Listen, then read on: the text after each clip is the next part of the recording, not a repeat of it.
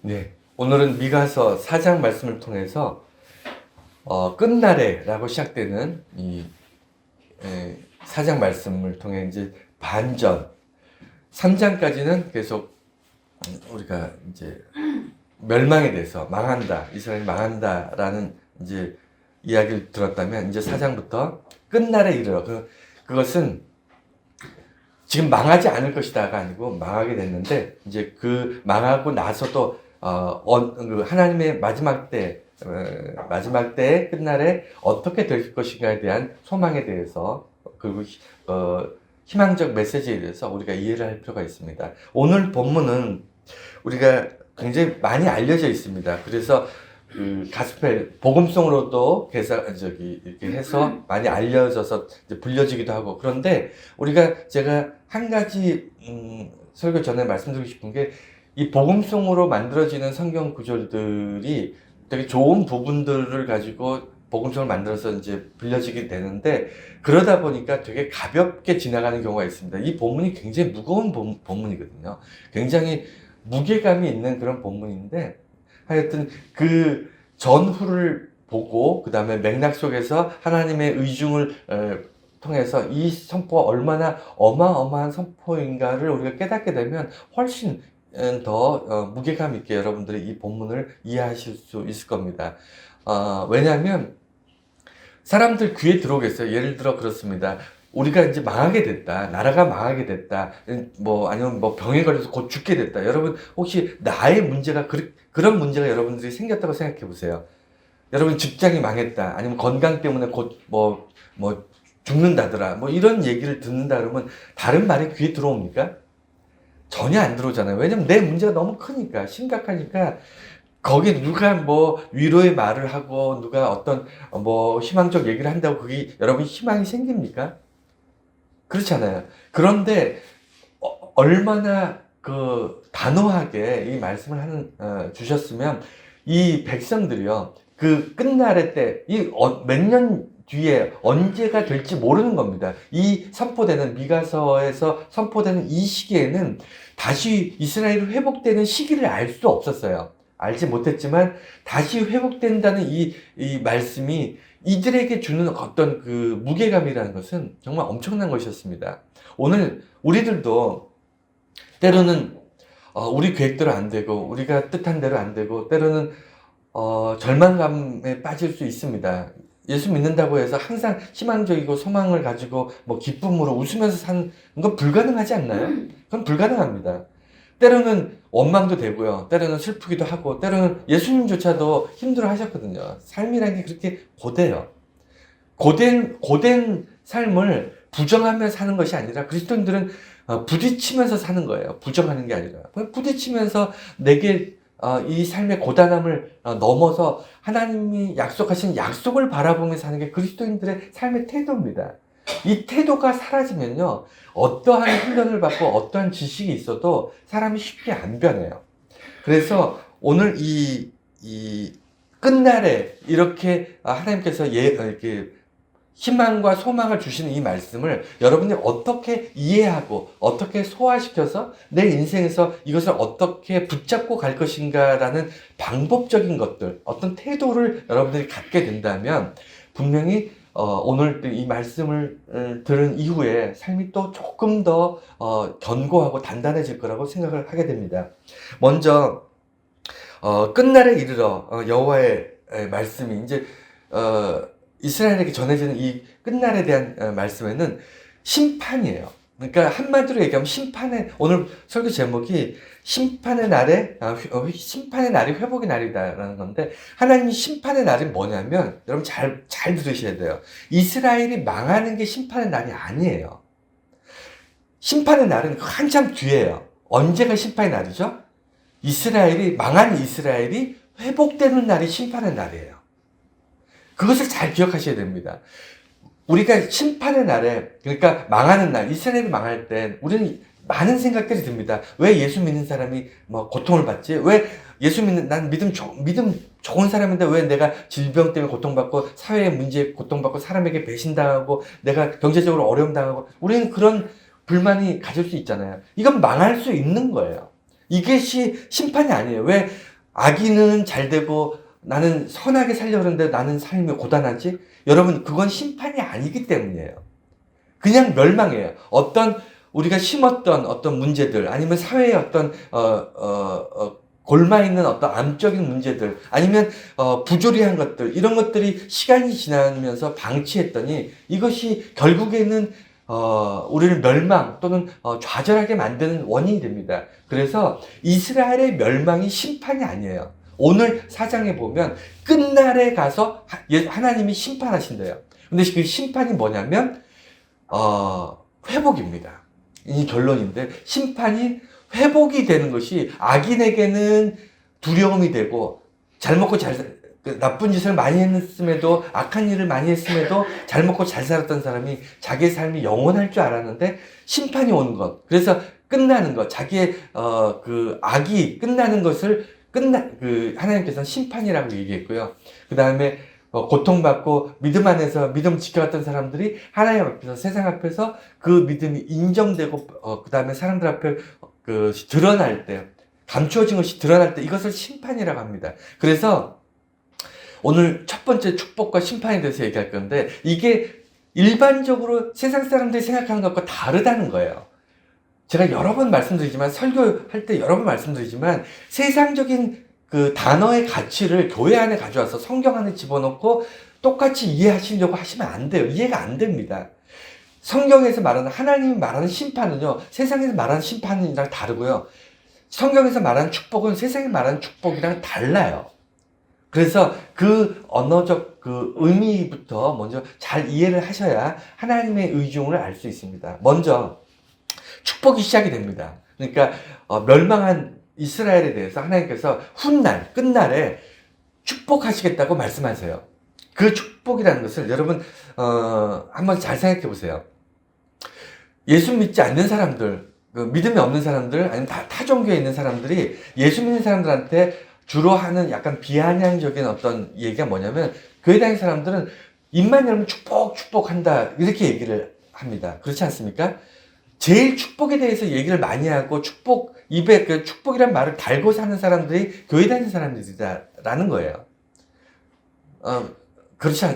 어떻게 생각하십니까? 여러분들은 어떤 생각을 가지고 계세요? 저도 그렇게 생각합니다. 교회 다니는 사람들만큼 축복 얘기를 많이 하는 사람이 드문 것 같아. 그런데 잘 생각해 보세요. 그 축복이라는 것이요, 우리 일반적으로는 교회 다니지 않는 사람들, 하나님 모르는 사람들에게 축복은 뭐죠? 물질적인 풍요 아닌가요?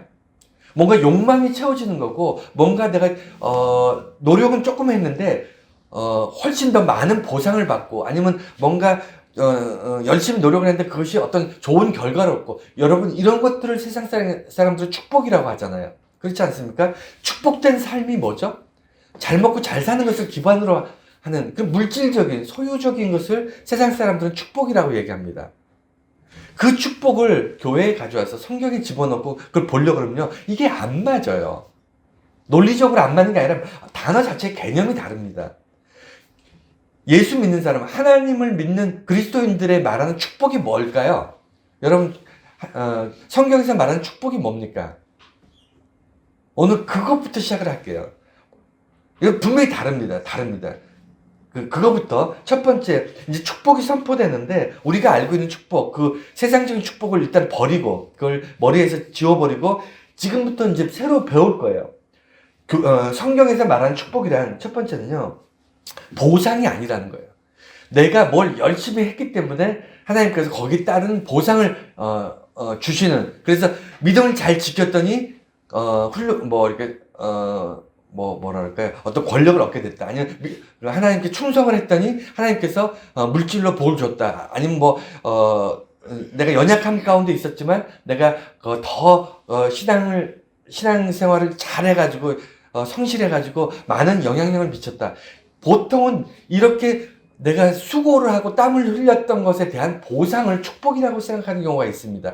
그것은 세상적인 축복이고요. 성경은 그렇지 않아요. 성경의 축복은요, 우리가 하나님을 대적합니다. 이스라엘이 하나님을 떠나요. 하나님을 멀리 하는데 하나님이 포기하지 않는 거예요. 하나님이 자신의 이름을 이스라엘 백성들이 망령되이 일컫고 우상과 함께 하나님을 섬기고 그럼에도 불구하고 이스라엘을 버리지 않아요. 그걸 축복이라고 얘기하는 거예요. 그러니까 보상, 이스라엘이 뭘 잘했기 때문에 하나님이 그들에게 복을 내리시는 것이 아니라 이스라엘이 잘하지 못했지만 어리석었지만 미련했지만 하나님이 복을 주시는 거예요. 왜 그러실까요? 하나님이 왜 그러셨을까요? 두 가지예요. 하나는 그 전에 이스라엘 백성 맨 앞에 가면 아브라함과 야곱과 이삭과 이스라엘의 그 조상들 이들과 했던 하나님의 약속이 있어요. 하나님은 자신이 하신 약속을 스스로 지키십니다. 그 약속이 축복의 이유인 거고요. 또 하나는요, 하나님이 그 사랑의 근원이세요. 그러니까 하나님은 이스라엘을 떠나지 않으시면 그들을 포기하지 않습니다. 사랑 자체 근원이시기 때문에 우리가 하나님 나를 사랑해 주세요가 아니라 우리가 구해야 될 것은 하나님 나와 함께 해 주세요. 함께 하시면 내게 하나님 자체가 사랑이시기 때문에 사랑으로 내게 베푸시는 거예요. 축복하시는 겁니다. 여러분, 부모가 자식에게 뭘 줄 때 아까워할까요? 뭘 아까워하면서 계산하면서 이걸 줬으니까 나중에 이만큼 더 받아야지 이러면서 주나요? 그냥 사랑하니까 그냥 죽어도 더 주고 싶은데 더 주지 못해서 아쉬워하는 게 그게 부모의 마음이잖아요. 왜 그럴까요? 그 자체가 사랑이기 때문에. 부모와 자식 사이에 부모는 자식을 향한 사랑이기 때문에 자식이 부모에게 무엇을 주세요라고 요구하기 전에 부모는 더 주고 싶어 하는 게 부모잖아요. 하나님 마음도 저는 부모와 비교될 바가 아니지만 그럼에도 불구하고 우리가 볼 수 있는 것은 그건 것 같아요. 하나님은 약속의 하나님이시고 그리고 사랑의 하나님이시기 때문에 우리는 철저하게 하나님이 우리에게 그 이유 없이 밑도 끝도 없이 그냥 잘해주시는 거예요. 그냥 내가 하나님의 자녀라는 이유 하나만으로 하나님 나를 자녀 삼으셨다는 이유 하나만으로 잘해주시는 겁니다. 두 번째는요. 왜 교회에서 말하는 축복이 세상 축복과 다르냐면 이게 본질적인 거예요. 하나님이 성경에서 말하는 축복은요, 우리가 잘 됐다. 이스라엘이, 다른 이방 국가들보다 더 뛰어나게 됐다. 아니면 문제가 해결됐다. 아니면 부유하게 됐다. 아니면 힘을 갖게 됐다. 아니면 문제가 해결됐다. 이걸 축복이라고 얘기하지 않고요. 성경에서 얘기하는 축복은요, 하나님이 드러난 거예요. 하나님이 드러났어요. 그게 축복이라는 거예요. 그러니까 하나님이 보이지 않는데 세상의 모든 이치가 세상 방식대로 사람들의 어떤 욕심이나 사람들의 어떤 생각들, 자기들의 어떤 계획들에 의해서 어떤 탐욕에 의해서 어떤 권력에 의해서 세상이 돌아가는 것처럼 보이고 그렇기 때문에 없는 사람들, 약한 사람들 이런 사람들은 핍박받는 것이 당연한 것 같고 악한 사람들은 악한데도 잘 먹고 잘 사는 게 그게 세상 방식인 것 같고 세상은 다 그렇게 돌아가는 것 같잖아요. 하나님은 없는 것 같아. 하나님이 계신다면 이럴 수 없어. 라는 생각들을 하게 되지 않습니까? 여러분 그런 생각 안 해보셨어요? 하나님 계신데 왜 이런 일이, 나한테 이런 일이 발생하지? 이런 생각 안 해보셨습니까? 그런데 성경에서 말하는 축복이라는 것은 하나님이 여전히 세상 속에서 역사하고 계시는데 보이지 않던 인간들이 그 사악함과 탐욕 때문에 하나님을 보지 못하고 하나님을 등지고 하나님을 무시하고 하나님이 없다고 얘기하는 그 세상 속에서 갑자기 하나님이 그냥 대명천지처럼 환하게 드러나 버리시는 거예요. 감춰져 있던 하나님이 존재가 그냥 바로 드러나는 거예요. 세상 모든 사람들이 하나님을 인정할 수밖에 없게 된 겁니다. 하나님은 없다고 얘기했던 사람들이 하나님의 살아계심과 그의 존엄하심, 그의 하나님의 거룩하심을 보게 되는 거예요. 이거를 축복이라고 얘기합니다. 왜 그럴까요? 우리가 예수 믿는 사람이니까 하나님의 자녀니까 그게 축복인 거예요. 우리는 하나님의 자녀라고 얘기하고 하나님이 살아계시고 하나님이 역사하신다고 얘기하는데 세상 사람들 안 믿잖아요. 안 믿지 않습니까? 그런데 하나님이 드러나요.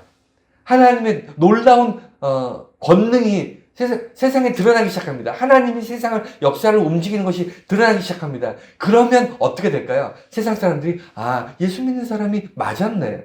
예수 믿는 사람들이 얘기하는 것이 옳았구나 라고 얘기하는 거예요. 그것을 뭐라 그러죠? 그것이 성경에서 말하는 예수 믿는 사람들의 축복인 거예요. 그 삶이 가치 있고요. 의미 있고 사람들로부터 그제서야 비로소 이 사람은 옳은 진리의 사람이었다. 옳은 사람이었다. 하나님의 백성이 맞았다.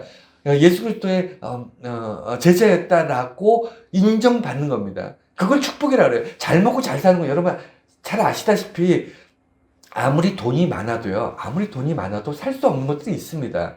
돈이 많아도 건강을 돈으로 살 수 없잖아요. 건강은 그냥 건강입니다.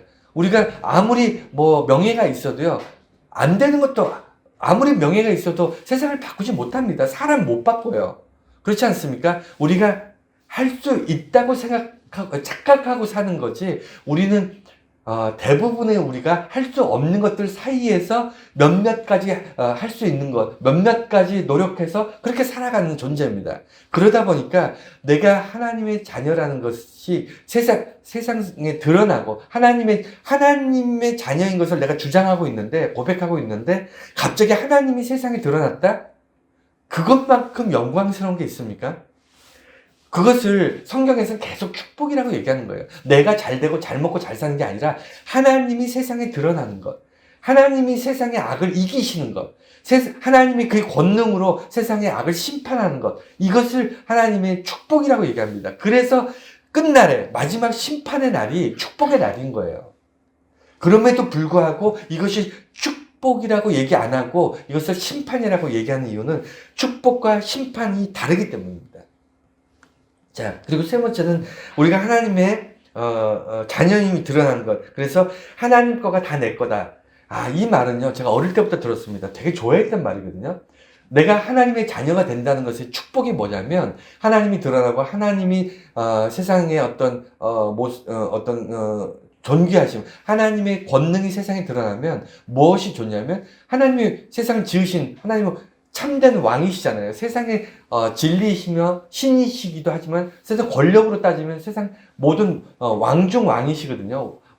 세상의 모든 권력이나 힘 중에 최고이신데, 제가 어릴 때부터 들어왔던 얘기는 하나님 거는 다 내 거. 그러니까 내가 하나님의 자녀이기 때문에. 그래서 우리가 세상의 모든 것을 유업으로 받을 것이다. 이런 얘기를 어릴 때부터 들었는데 저 되게 좋아했거든요. 여러분도 그렇잖아요. 왜냐면 거기에는 그 소유가 있으니까, 물질이 있고, 세상의 모든 것이 금, 은, 다 그런 거 아닙니까? 명예, 권력, 이런 것들을 다 하나님 가지신 어떤 권력을 내가 물려받게 될 것이다. 이런 것으로 기뻐했는데, 이제 좀 나이를 먹고, 이제 세상을 좀 살아보니까요. 이 말 잘못된 말이에요. 하나님 거가 다 내 거. 이거 틀린 말이라는 거예요. 그러니까 제가 어릴 때부터 들어왔던 이런 이야기들이 왜 나는 그 어릴 때부터 이것을 고민하고 검증하려고 하지 않았는지 이제 와서 후회되는 거예요. 이게 왜 틀렸는지 아세요? 하나님 거가 다 내 거가 아니에요. 하나님 거는 하나님 거예요. 당연히 하나님 거가 하나님 거지 왜 하나님 거가 내 겁니까? 하나님 거가 하나님 건데 내가 하나님 거라는 거예요. 하나님 거가 내 거가 아니고 내가 하나님 거라는 겁니다. 이게 맞아요. 그러니까 하나님이 내가 하나님 거가 되고 싶다고 해서 하나님 거가 됩니까? 여러분 한번 생각해 보세요. 내가 지금 세상에 제일 부자가 누구죠? 지금 일론 머스크가 부자인지, 그 사람 지금 요새 주가가 떨어져서 가난해졌다고 그러는데, 지금 현재 세상에 누가 제일 부자인지 잘 모르겠습니다. 하지만 내가 그 사람 찾아가서 내가 당신 아들 해줄 테니까 당신의 모든 재산을 나한테 유산으로 남기세요 라고 하면 그 사람이 오케이 그러겠습니까? 말도 안 되는 얘기잖아요. 그러니까 내가 하나님의 자녀가 되고 싶다고 해서 되는 게 아니에요. 하나님이 나를 자녀 삼으시는 겁니다. 그러니까 세상의 모든 것은 하나님이 창조하셨고 하나님 소유예요. 내가 세상의 소유를 갖고 싶어서 저 소유는 하나님 거기 때문에 내가 하나님 자녀면 저것도 저 물질도 내 거가 될 거야가 아니라 세상의 모든 물질과 세상의 모든 권력과 세상의 모든 것들이 하나님이 창조하신 하나님의 소유물, 하나님의 것인데 그 중에 내가 속해 있고 하나님이 나를 딱 지목해서 너는 내 자녀다, 너는 내 것이다 라고 선포했다는 거예요. 그래서 축복이라는 것은 뭐냐면요. 내가 하나님의 자녀이기 때문에 하나님 거가 다 내 거가 되기 때문에 내가 축복받았다가 아니라 나란 존재가 부족하지만, 나란 존재가 아무것도 아니지만, 나란 존재가 감히 하나님의 자녀가 될, 하나님의 소유가 될 존재가 아닌데, 하나님이 나를 하나님 거 삼으셔. 하나님이 나를, 너는 내 거야. 너는 내 자녀야. 너는 내가 절대로 포기하지 않아. 나는 너를 절대로 잃지 않을 거야 라고 선포한다면 그것만큼 큰 축복이 있습니까? 그거였던 거예요. 그러니까 하나님 거가 다 내 거가 아니라 내가 하나님 거라는 것을, 그것을 선포하는 그 자리, 그게 뭘까요? 그게 심판이에요. 그게 축복이에요. 참, 심판이 아니라 그것이 축복인 겁니다. 그러면 그리스도인들의 축복은 세상의 축복과 분명히 다르죠. 인정하십니까? 다릅니다. 다른다는 걸 알아야 돼요. 그래서 여기서부터 출발하는 거예요. 뭐냐면 심판의 날은 이제 축복과 함께 우리에게 오게 되는데, 이 축복이 하나님의 길로 행하게 한다, 이런 뜻이에요. 하나님의 길로 행한다, 이 얘기는 뭐냐면, 축복은 그냥 앉아서 우리가 하나님이 하나님 되심을 드러내고 하나님께서 뭔가 이렇게 우리에게 뭔가 하나님의 거룩하심을 드러내고 이게 다가 아니라, 우리가 지금 현재 살고 있는 삶의 모습과 삶의 방향과 삶의 이 방식이 하나님의 축복의 땅에 이르지 않는 거예요. 그러니까 우리가 하나님의 축복을 본다는 것은 뭐냐면, 하나님의 축복의 길로 우리를 인도해 가셔야 돼요. 이해가 되셨습니까? 그러니까 축복의 길이 있어요. 우리가 이 땅에서 악의 길로 가고 있으면 하나님의 축복을 경험할 수 있을까요? 없을까요? 경험할 수 없죠. 당연하죠. 세상에 악의 길로 걸어가면서 하나님 내게 축복해 주세요라고 한다고 하나님께서 축복하시나요? 그거는 내게 악의 길로 가는데 뭔가 물질이라든가 명예라든가 이걸 더 부어주세요. 이걸 축복이라고 착각하는 거예요. 우리가 기독교에서 말하는 축복은요, 내가 가는 이 사망의 음침한 길에서, 내가 가고 있는 이 악의 길에서 떠나서 하나님의 축복의 길로 옮겨가는 거거든요. 옮겨가는데 그것이 내 힘으로 안 됩니다. 하나님이 축복의 길로 옮겨 놓으셔야 돼요. 그래서 축복의 길을 걸어가는 게 축복의 삶이에요. 축복의 길을 걸어가는 것이 축복의 삶이지, 뭘 더 받고 더 쌓아가고 더 뭔가 인정받는 게 축복의 길이 아니라, 그냥 하나님이 우리에게 가라고 이렇게 이끄시는 축복의 길이 있습니다. 근데 그 축복의 길이 어떻게 이루어지냐면, 이게 이스라엘이 망했잖아요. 이스라엘이 망했는데 하나님께서 이스라엘이 망하지만 하나님께서 그 끝날에 마지막 때 축복의 길로 인도하실 거래요. 그러니까 망한 순간에 여러분들, 내가 지금 절망 가운데 있어요. 망했어요. 그리고 뭔가 고통스럽게 막 울부짖고 있습니다. 그 순간에 하나님의 축복의 길이 보일까요? 안 보일까요? 안 보인다니까요. 안 보여요. 그게 문제예요. 그러면 어떻게 해야 되냐면, 오늘 하나님께서 우리에게 이스라엘 백성들이 멸망했을 때 그들에게 끊임없이 하나님의 길을 가르쳐 주는데, 축복의 길을 가르쳐 주는데, 우리가 그 길을 따라가야 됩니다.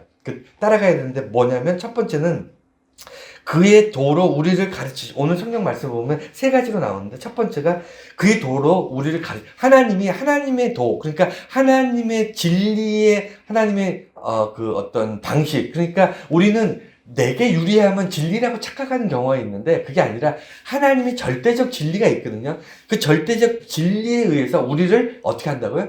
가르친대요. 배워야 돼요. 하나님의 방식을 배우는 것이 축복의 길로 가는 겁니다. 그러니까 설교를 듣고 예배를 드리고, 그 다음에 우리가 말씀을 보고 기도를 하고, 다 뭐죠? 하나님의 말씀에 가까워지는 거고요. 하나님의 말씀을 가까이 하는 거고, 하나님의 말씀을 제대로 깨닫고 깨달음을 통해서 어떻게 되냐면 축복의 길로 나아가는 겁니다. 여러분, 가르치는 것은 우리가 아까도 말씀드리지만, 배우고 싶다고 누가 와서 가르쳐 주지 않습니다. 여러분, 배우고 싶다고 그냥 가르쳐 주나요? 여러분, 대학교에 가서 핵 물리학을 배우고 싶습니다. 그래서 서울대학교 가가지고 핵 물리학과 교수한테 배우고 싶습니다. 가르쳐 주세요. 한번 가르쳐 줍니까? 택도 없는 얘기죠. 배움이라는 것은요, 자격이 돼야 되고요. 어떤 시험을 통해서 그 학교의 일원이 될 수 있는 자격을 부여받아야 되고요. 그 다음에 등록금을 내서 배울 수 있는 어떤 조건을 갖춰야 되고요. 그 다음에 그 배우면서 그 가르친 사람에게 가르친 사람이 일정 수준의 어떤 그걸 따라올 수 있도록 과제를 내줬어요. 그 과제를 따라가야 됩니다. 그러니까 내가 배우고 싶다고 해서 배워지는 게 아니고요. 자격 수준과 어떤 과정들이 다 있어요. 그거를 다 해야 배울 수 있는 겁니다. 하나님이 우리에게 하나님의 거룩한 진리로 우리를 가르치시겠다고 하는 것은, 여러분, 여기서 중요한 것은 뭐냐면, 여기 대가가 있어요, 없어요? 대가가 있습니까, 없습니까? 대가가 있어요. 대가가 있습니다. 공짜 아니에요. 하나님이 우리를 가르치시고, 축복의 길로 인도하시는 그 과정에, 그 가르침에는 대가가 있습니다. 근데 그 대가를 어떻게 지불했죠? 저와 여러분은 어떻게 지불했습니까? 우리는 안 했잖아요. 예수님이 대신하셨잖아요.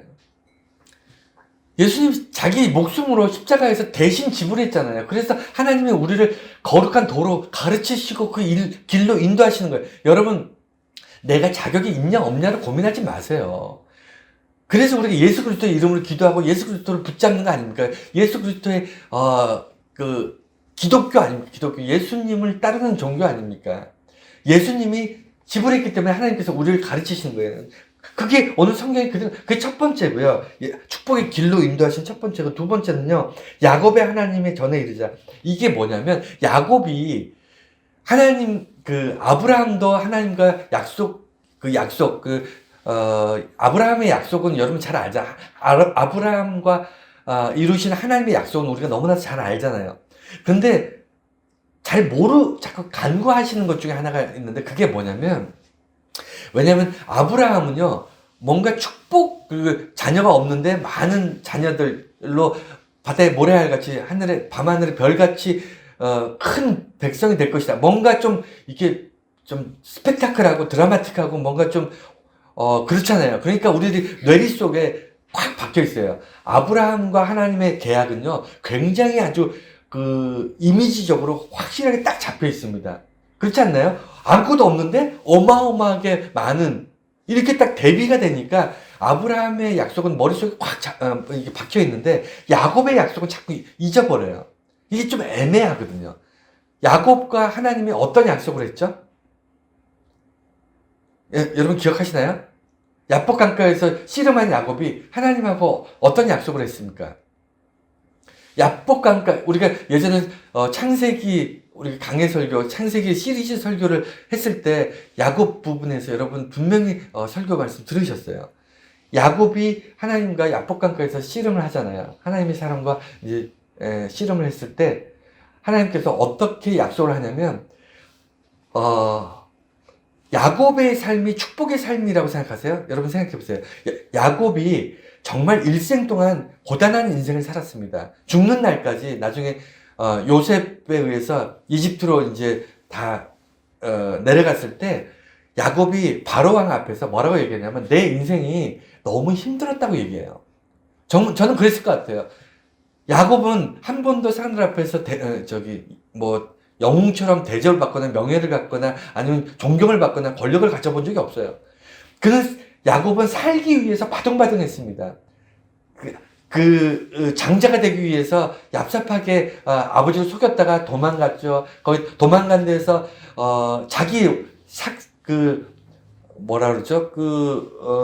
수고한 삭을 받지도 못하고 자기 삭을 받았는데도 불구하고 야반 도주하잖아요.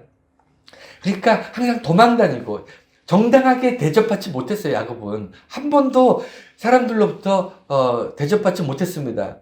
그리고 재물이 많았지만 그 재물도 다 자기가 노력해서 땀 흘려서 번 건데도 불구하고 몰래 도망다니면서 숨어다니고 죽을 고비 넘기고 고향으로 돌아왔는데도 자기 형이 군사를 데리고 왔을 때 다 자기 죽을지도 모르겠다는 불안감에 와야 되고 평생을 그렇게 살았어요. 여러분, 야곱이 축복의 사람입니까? 야곱이 축복받았나요? 세상적인 관점으로 보면요, 야곱은 축복받은 사람이 아니에요. 너무 불행한 사람이었습니다. 너무 기구한 사람이었는데, 우리는 왜 야곱의 축복을 이야기할까요? 이 사람이 하나님과 약속을 하나 하는데 그 약속이 놀라운 약속이에요. 뭐라고 약속하냐면 하나님이 야복강가에서 야곱하고 씨름하고 나서 끝까지 야곱이 하나님을 포기하지 않고 붙잡거든요. 그러니까 이제 놔라. 하지만 내가 이제 축복하겠다. 야곱이 축복을 해달라고 붙잡았는데 그 하나님 축복해 준다 뭐라 하냐면 이제부터 너는 야곱이 아니고 이스라엘이다. 나는 이스라엘을 떠나지 않겠다. 이렇게 축복하시는 거예요. 이게 축복이에요. 그러니까 야곱이 잘 먹고 잘 살았다. 뭐 돈이 많아졌다. 건강했다. 아니면 무슨 자녀가 많아졌다가 아니라 그게 야곱의 축복이 아니라 야곱이었는데 이스라엘이 되고 하나님이 이스라엘이라고 부르시고 하나님께서 나는 이스라엘을 떠나지 않겠다라고 약속하시는 거예요. 이것같이 큰 축복이 있습니까? 아브라함과 맺었던 축복보다 저는 야곱과 맺은 이 축복이 훨씬 더 큰 축복이라고 저는 생각해요. 그렇지 않습니까? 누구죠? 아브라함은요, 하나님과, 축복의 약속을 맺었지만, 살면서 자식 둘밖에 못 봤습니다. 그렇지 않나요? 그런데 그 어마어마한, 자손들이 있을 거라고 얘기했지만, 그냥 믿음으로 믿고 죽었어요. 하지만, 야곱은, 하나님으로부터 이스라엘의 축복을 받고 나서, 그때부터 영원토록 영원토록 하나님이 함께 하시는 거잖아요. 이 축복은요, 그래서 이 얘기가 뭐냐면, 축복의 길이라는 것은 하나님께서 우리와 함께 하겠다, 너를 떠나지 않겠다, 라는 약속을 우리에게 주시는 거예요. 그러니까 약속을 붙잡는 겁니다. 하나님이 가르쳐 주시고요, 우리하고 약속하시는 거예요. 근데 약속이 어마어마한 약속이에요. 그럴 때만이 축복의 길로 갈 수 있어요. 그런 거 없이 우리가 축복의 길로 넘어가지 못합니다. 세 번째가 율법과 말씀이 다시 나오기 위해 예루살렘을 회복하신다. 그러니까 율법과 말씀, 이스라엘이 망했어요. 이스라엘이 망해서 바벨론이나 아수르에 의해서 다 포로되고 다 뿔뿔이 흩어지고 예루살렘은 초토화됐습니다. 완전 폐허가 됐어요. 그런데 그 상황에서 하나님께서 이스라엘에게 다시 말씀을 주시겠다는 거예요. 다시 율법을 주시겠다는 겁니다. 그러기 위해서 어떻게 하신다고요? 다시 말씀을 주시고 다시 율법을 주시기 위해서 예루살렘을 회복하시는 거예요. 이게 중요합니다. 우리가 예배드리기 위해서 교회가 있는 거예요. 우리가 말씀을 보기 위해서 하나님께서 말씀을 주셨어요. 우리가 하나님의 자녀로 살 때 가장 핵심이 뭐냐면 하나님의 말씀을 들어야 되거든요. 듣지 않고는 장사가 없습니다. 듣지 않고 믿음을 지킬 만한 사람은 세상에 그렇게 많지 않아요. 듣는 것이 본질 중에 본질인데 듣기 위해서 말씀이 우리 앞에 있는 거고요. 이 말씀을 선포하기 위해서 예배가 있는 거고요. 그리고 말씀을 통해서 들은 자들이 하나님 앞에 고백하고 자기 신앙을 고백하고 하나님께 헌신하고 하나님께 결단하기 위해서 우리가 예배로 모이는 거 아닙니까? 그래서 이게 핵심이에요. 하나님께서 우리들을 축복의 길로 인도하시는 방식 세 가지가, 첫 번째는 가르치시는 거고, 하나님의 말씀, 하나님의 도를 가르치시는 거고, 두 번째는 약속, 하나님의 말씀으로 우리에게 약속하시는 거고, 세 번째는 하나님이 말씀을 가르치시기 위해서 예루살렘을 회복시키시는 것. 이럴 때 우리는 어떻게 된다? 축복의 길로 접어드는 거예요. 그래서 이 세 가지를 통해서 축복의 길로 이렇게 걸어가게 되는 겁니다. 기억하셔야 돼요. 하나님이 가르치심을 들어야 되고요. 그 다음에 하나님의 약속을 붙잡아야 되고요. 그 다음에 하나님께서 우리 예루살렘을 회복시키고, 교회를 회복시키시고, 우리 가정을 회복시키시고, 우리 사회와 우리 지역을 회복시키시는 것이 이유가 딱 하나입니다. 우리에게 말씀을 회복하기 위해서, 하나님의 말씀을 듣게 하기 위해서. 자, 이것이 이제 축복과 축복의 길에 대한 이야기라면, 그러면 이제 축복의 날, 회복의 날, 여기에 대해서 오늘 성경 보면 5가지를 이야기하고 있어요. 이 5가지를 하나하나 조목조목 최대한 빨리 이렇게 좀 짚어볼게요. 왜냐하면 하나하나가 너무 중요하고, 그래서 하나하나 다 하려고 그러면 밤을 새야 돼. 제대로 이게 하고 싶은 얘기를 다 하려면 밤을 새야 되는데, 그냥 시간에 한계가 있으니까 이 5가지를 빠르게 하겠습니다. 왜냐하면 이 심판의 날, 마지막 때, 하나님의 축복의 날, 이것을 바라보는 게 그리스도인이거든요. 우리의 소망이 뭔가요? 여러분, 늙지 않고 영원히 죽지 않고 살고, 뭔가 뭐라고 해야 될까요? 여러분 초자연적인 것들 꿈꾸고 사시나요? 뭐 갑자기 내가 뭐 도깨비 방망이를 들고 있는 것처럼 뭐 때리면 뭐든지 내가 원하는 게 다 이루어지고 뭔가 저기 뭐 영원히 뭐 하늘 날아다니면서 초자연적인 어떤 그런 걸 꿈꾸면서 그리스도인으로 가시나요? 우리는 아니잖아요. 우리가 꿈꾸는 게 뭔가요? 우리가 꿈꾸는 것. 여러분이 교회 다니면서 예수 믿으면서 신앙생활 하면서 꿈꾸시는 게 있을 거 아니에요? 그 꿈이 뭐죠? 그 꿈이 심판의 날이라는 거예요. 심판의 날. 그 심판의 날은 어떤 날이냐면, 축복의 날이기도 하지만, 실제, 축복이라기보다는, 좀 더 정확하게 얘기하면 회복의 날이에요. 심판의 날을, 우리가 심판의 날을 꿈꾸면서 하는 것이 그리스도인입니다. 여러분, 심판이, 착각하고 있는 게 뭐냐면 멸망이라고 생각해요. 심판이, 아까도 말씀드렸지만, 설교 초반에 얘기했지만, 심판은 멸망의 날이 아니에요. 멸망은 그 전에 있어요. 심판은요, 멸망이 지나고 나서 회복되는 날이 심판이에요. 이 회복되는 날은요, 악이 망하는 날이고요, 하나님의 거룩하심이 드러나는 날이고요, 하나님이 옳고 그름을 이렇게 나누는 날이고요. 그 다음에 멸관을 받는 날이에요. 그래서 심판의 날이 그리스도인들이 꿈꾸는 날입니다. 심판은 멸망의 날이 아니에요. 망하는 날이 심판의 날이 아니에요. 그래서 심판의 날, 이스라엘은 망했는데 그 망한 이스라엘에 하나님께서 미가 선지자를 통해서 어떻게 선포하시냐면 끝날에 첫 번째 전쟁이 멈춘다 이렇게 얘기합니다. 끝날에는 여러분 인류 역사에 전쟁이 멈춘 적이 없습니다. 단 한 번도 전쟁이 그 전쟁은 왜 멈추지 않을까요? 인간의 탐욕 때문에. 여러분 전쟁을 해서 총칼을 들고, 옛날에는 칼이었죠. 칼을 들고 직접 적과 싸우는 사람은 단 한 명도 전쟁을 원하지 않아요. 그렇지 않겠습니까? 칼을 들고 싸워야 되는 사람은 내가 왜 목숨을 걸고 싸워야 되지? 왜 저 사람도 나를 위해서 지금 나랑 싸우려고 오는 저 사람도 서로가 전쟁하기 싫고 서로 죽고 죽이는 것을 하고 싶지 않잖아요. 지금도 러시아와 우크라이나 전쟁하고 있지 않습니까? 지금도 세계 곳곳에 전쟁이 멈추질 않고 있는데 그 사람들이 싸우고 싶어서 그 청년들이 그 전쟁터에 나가서 그렇게 죽어나가는 걸까요?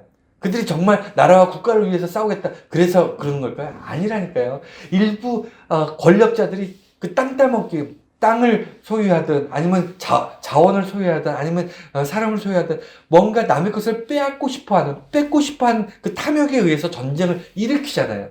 전쟁을 일으키는 사람 따로 있고요. 전쟁에 나가서 싸우는 사람 따로 있어요. 그게 인간의 역사입니다. 일으키는 사람들 때문에 소수의 그 권력을 가지고 있는 사람들, 소수의 통치자들에 의해서 다수의 청년들, 다수의 사람들이 고통받고 죽어가는 거, 이거 전쟁의 역사인데 하나님이 끝날에, 마지막에 심판의 날에 그것을 멈추시겠다는 거예요. 그게 심판입니다. 여러분, 심판이 망하는 것이 아니고요. 심판이 비로소 웃는 겁니다. 비로소 행복해지는 거예요. 비로소 내 손에서 무기를 놓는 겁니다.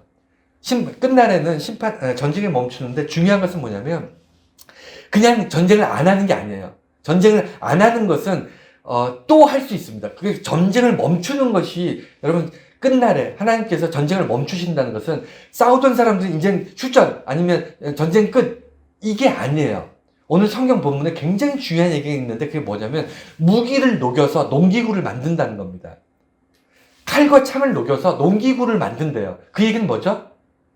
다시는 전쟁을 하지 않겠다는 거예요. 재발하지 않는다는 거예요. 그러니까 중요한 것은 하나님께서 끝날에 전쟁을 멈추시는 것은요, 단순히 싸우던 사람들을 다 화해시켜서 잠시 이렇게 전쟁을 멈추는 것이 아니고 그 이후로는 다시는 전쟁을 위해서 창과 칼을 들지 않는데요. 왜냐하면 들을 게 없으니까.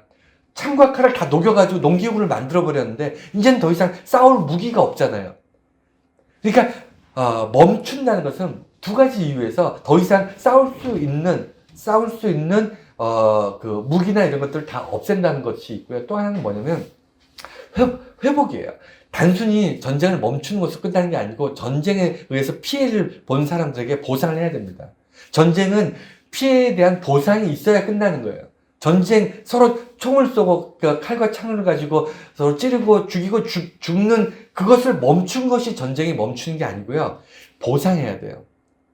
그래서 전쟁이 끝나지 않았다고 얘기하는 것이 뭐냐면 총성은 멎었지만 전쟁에 대한 회복, 다시 말해서 보상이 완전히 이루어지지 않았을 때는 전쟁이 끝난 것이 아닙니다.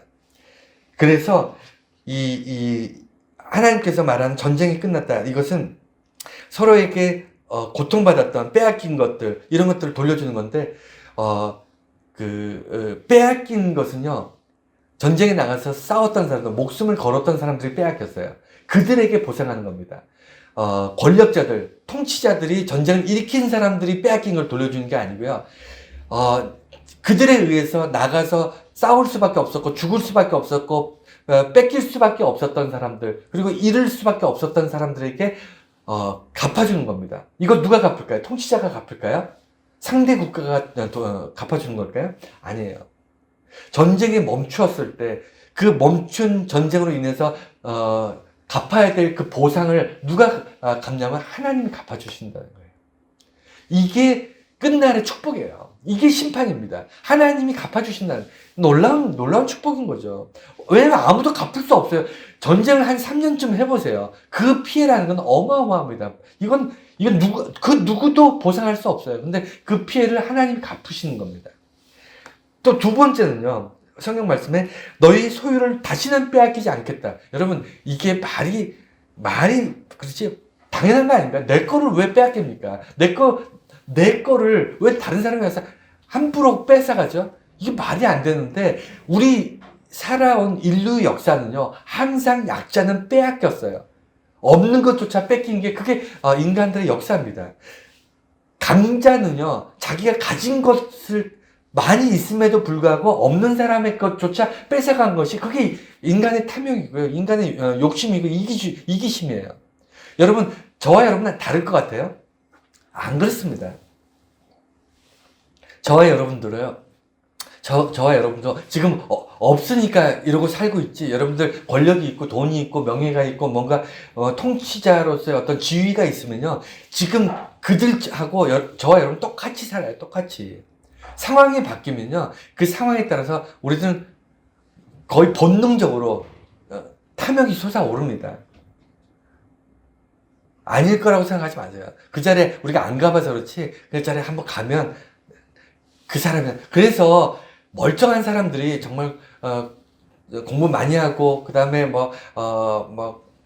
헌신하고, 그 다음 봉사 많이 하고, 막 그래도 훌륭했던 사람들, 그래서 정말 좋은 사람이라고 세상 사람들에게 알려진 사람들조차도 높은 자리에 올라가면 다 이상해지잖아요. 그 자리가 사람을 만들어서 그래요. 없을 때, 힘들 때, 이럴 때는 서로 베풀고 나누고 막 그러다가도 많이 생기면요, 욕심을 낳아서 사람이 이상하게 바뀝니다. 그래서 어쨌든 빼앗기지 않는 세상, 당연하지만 이것이 하나님께서 마지막 때 이루실 심판이에요. 더 이상 힘이 있다고, 강하다고 해서 힘없는 자의 것을 뺏지 못하게 하시는 거예요. 그러니까 힘이 없는 자들, 여기서 중요한 것은 뭐냐면 강제로 소유를 빼앗기지 않는다는 거예요. 그러니까 소유를 빼앗길 만큼 힘이 없는 사람들, 자기 것이 있지만 작은 거지만 이것조차도 빼앗길 수밖에 없는 힘없는 사람들을 하나님이 그들을 위해서 지키시겠다는 겁니다. 그러니까 힘 있는 사람들이 아니라 힘 있는 사람들이 더 이상 힘없는 사람들의 것을 빼앗지 못하도록 하나님께서 당연한 것을 당연하게 선포하시겠다는, 그걸 지키시겠다는 거예요. 힘없는 사람들의 것을 지키시겠다는 겁니다. 그 두 번째고요. 소유를 빼앗기지 않는 안전한, 그래서 마음 놓고 살 수 있는 세상. 그게 끝날에, 그것이 그 심판의 날에 하나님께서 하실 일이고, 세 번째가 뭐냐면 모든 사람이 두려워하지 않는다. 이 또한 당연한 일인데, 왜 두려워하냐면, 우리가 살면서 왜 두려워하죠? 지금도 우리가 살면서 모든 사람이 두려워한대요. 모든 사람이, 여기서 중요한 건 모든인데, 어떤 힘이 있거나 이런 게 아니라 모든 사람이 두려워요. 왜 두려워할까요? 인간은 연약하기 때문에. 언젠가는 죽게 되고요, 늙게 되고, 병들게 되고, 인간은 그런 연약한 존재입니다. 그래서 모든 사람이 삶에 대해 궁극적인 두려움이 있어요. 내가 물질이 있으나 곤고합니다. 내가 권력이 있으나 이건 뭐 하루아침에 그냥 훅 날아가는 그런 권력, 인기 그거 아무것도 아니잖아요. 돈 아무리 많으면 뭐합니까? 그거 내가 다 쓰고 죽나요? 그래서 결국에는 모든 사람의 삶에 대한 두려움이 있어요. 그것이 내가 이겨낼 수 없는 적입니다. 어쨌든 그래서 그것이 사회적인 적이 되든 아니면 인생에 대한 어떤 적이 되든 아니면 어떤 형태로든 모든 사람에게는 적이 있는데 그 적과 화평케 지내는 것, 다시 말해서 나를 두렵게 하는 그 무엇, 그것이 세상 권력이 됐든 돈이 됐든 명예가 됐든 아니면 뭐 생명이 됐든 뭐든지 우리는 살면서 가지고 있는 인간적인 본질적인 두려움을, 그것을 두렵게 하는 그것과 우리가 화평케 돼서 더 이상 두렵지 않게 되는데, 그 평화는요 여러분 잘 아셔야 돼요. 평화에는 반드시 대가가 필요합니다. 평화는요 힘이 있어야 평화를 지켜요. 둘 다 힘이 없으면 평화롭습니다. 둘 다 힘이 없으면 평화로운데, 세상 사람들은요, 우리는요 항상 알게 모르게 살다 보면 작은 권력이라도 갖게 돼요. 이게 욕망이 있기 때문에 조금이라도 내가 다른 사람보다 더 돈이 있든 명예가 있든 뭐가 있으면요, 다른 사람들에 비해서 내가 그 언밸런스, 내가 권력을 가지고 있다고 생각하게 됩니다. 그래서 사람은 자꾸 층을 만들잖아요. 그게 하고 싶어서 하는 게 아니라 본능적으로 그렇게 되는 거예요. 내가 저 사람보다 높아, 내가 저 사람 밑에 있어. 이게 사회생활이 뭐 어떻게 해야만 되기 때문이 아니라 그냥 본능적으로 두 사람, 세 사람만 모여도 네가 높아, 내가 높아. 심지어는 아무것도 없으면 내가 너보다 나이가 많아. 뭐 이렇게 해서 높낮이를 정하잖아요. 그래서 사람은 항상 어떤 힘을 가지려고 하는데, 그래서 힘이 둘 다 없으면 평화로운데 둘 다 없을 수는 없어요. 그게 불가능합니다. 그럴 때는요, 평화를 지키기 위해서 함께 A와 B가 같이 힘이 있어야 돼. 그래야 평화가 유지가 됩니다. 그래서 내가 두려움을 느끼는 그 대상, 내게 권력이 있거나 뭐 아니면 상대방의 권력 있는 사람이라든가 아니면 뭐 나를 괴롭게 한다든가 여러 가지 나를 두렵게 하는 그 모든 것들로부터 내가 힘을 가져야 되는데, 여러분 힘이 있어요, 없어요? 여러분 자기를 시간이 여러분 죽음으로 끌고 가고 있잖아요. 여러분 시간을 이길 권력이 있습니까? 시간이라는 권력에 대항할 만한 힘이 있어요? 여러분들이 세상의 어떤 룰에 의해서, 어떤 정치라든가 사회라든가 경제의 어떤 룰에 의해서 여러분들이 거기에 맞춰서 살아가고 있다면 세상을 바꿀 만한 힘이 있습니까? 세상의 권력을 여러분 뒤바꿀 만한, 견지할 만한 그런 힘이 있나요? 그게 없으면 당연히 평화롭지 않죠. 두렵죠. 사는 게 두려울 수밖에 없는데, 그 세상을 이길 힘, 그리고 불가능한 나의 어떤 생명이나 시간이나 이런 것들을 이길 힘, 내게 본질적인 두려움을 주는 그것을 이길 힘은 누가 주죠? 그걸 하나님이 주신다는 거예요. 그 힘을 통해서 평화가 유지되는 겁니다. 그게 심판의 날이에요. 내가 더 이상 두렵지 않다는 것은요, 단순히 내가 정신적인 어떤 감성적인 것이 아니고 실제적으로 하나님이 세상에 내가 여지까지 두려워했던 모든 것들을 이길 수 있는, 그것들과 견줄 수 있을 만한 힘을 하나님이 내게 주신다는 거예요. 그렇기 때문에 비로소 두려움이 사라지는 겁니다. 두려움을 잊어버리는 것이 아니고요. 그래서 심판의 날이 우리가 소망의 날이 되는 거예요.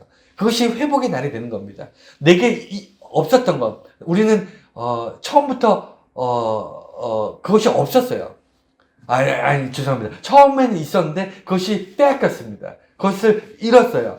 사람들이 탐욕과 권력과 악에 의해서 모든 사람이 하나님 앞에 평등했던 것들이 한쪽으로 몰려가기 시작했어요. 그것을 하나님께서 채우시는 겁니다. 네 번째가 하나님의 심판은 악에 대한 심판이다. 마지막 날, 그러니까 그 끝날에, 하나님의 심판의 날에 우리가 왜 웃을 수 있냐면, 우리는 악을 심판하시고 그 다음에 악에 대해서 하나님께서 벌하시는 날이기 때문에 우리는 내가 억울한 일을 당했고 내가 정말 고통 받았고 그 다음에 믿음을 지키기 위해서 애썼고 이 모든 것들이 보상받고 하나님이 나를 칭찬해 주시고 내가 보는 앞에서 나를 괴롭히던 저 악한 세력들을 하나님께서 진멸하시고 이래서 심판의 날에 내가 웃을 거라고 생각하시는데 그건 잘못 생각하신 거예요. 그건 오해하신 겁니다. 심판의 날에 우리는 안전할 거라는 착각을 하시면 안 돼요. 여러분, 우리가 죄 안 짓고 삽니까? 우리가 심판받을 일이 전혀 없습니까? 우리 천사입니까? 천사들도 완전하지 않아요. 완벽하지 않습니다. 우리가 하나님의 심판의 날에 여러분, 우리가 칭찬받을 만한, 보상받을 만한 그런 사람들로 하나님 앞에 설 수 있을 거라고 생각하세요? 아니에요. 여기서 성경에서 말하는 이 심판의 날에 예수 믿는 사람들이 왜 소망이 있고 왜 축복이냐면 회복입니다. 회복. 무엇에 대한 회복이냐면 하나님께서 우리를 처음에 흙으로 우리를 빚으시고 생기를 우리 코에 부으셨던 넣으셨던 그 창조의 날로 회복되는 거예요. 내가 어떤 삶을 살았느냐가 중요한 것이 아니고 하나님께서 내가 너를 만들어서 내가 너에게 하나님의 형상으로 너의 생기를 불어 넣었던 그때로 하나님께 회복하시는 거예요. 그러지 않고는 그때로 돌아가지 않거든요. 우리라는 존재가 하나님 앞에서 벌을 피해갈 수 없습니다.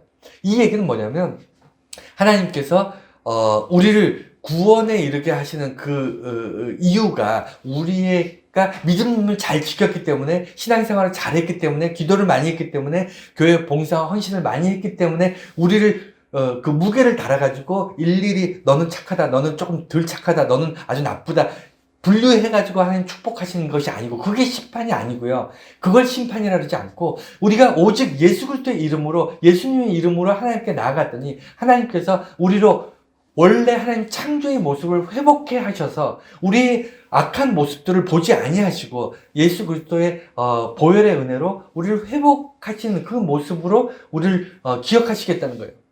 그래서 심판을 피해가는 겁니다. 심판을 건너뛰는 거예요. 그렇게 해서 우리가 우리가 심판을 받아야 되지만 심판받지 않고 우리가 회복되는 날, 그것을 우리가 심판이고 회복이라고 얘기하는 겁니다. 마지막 5번째가 여호와의 이름을 의지하여 영원히 행한다. 심판이 이게 참 감사한 게 뭐냐면 심판의 날, 끝날에 우리가 소망하는 그 끝날은 어떤 날이냐면요. 어떤 날이냐면 하나님의 약속이 성취되는 날이에요. 하나님이 이스라엘과 맺었던 약속이 성취된 날이고 하나님과 맺었던 약속이 성취된 날이고 하나님의 축복이 임하는 날이고 하나님께서 나에게 나를 격려하시고 나를 인정하시고 내게 정말 힘을 주시고 평화를 유지할 내가 그 무엇에도 두려움에 떨지 않을 만한 힘을 주시는 그런 놀라운 축복과 회복의 날임에도 불구하고 그날의 가장 중요한 특징이 뭐냐면 5번째 특징이 뭐냐면 새로운 시작이라는 거예요. 새로운 약속이 그것으로 그러니까 심판의 날은요. 그 전에 하나님이 약속하셨던 것을 이루시면서 그것을 종결시키시고 새로운 약속을 주시는데 그 새로운 시작이 뭘까요? 새로운 시작이 하나님이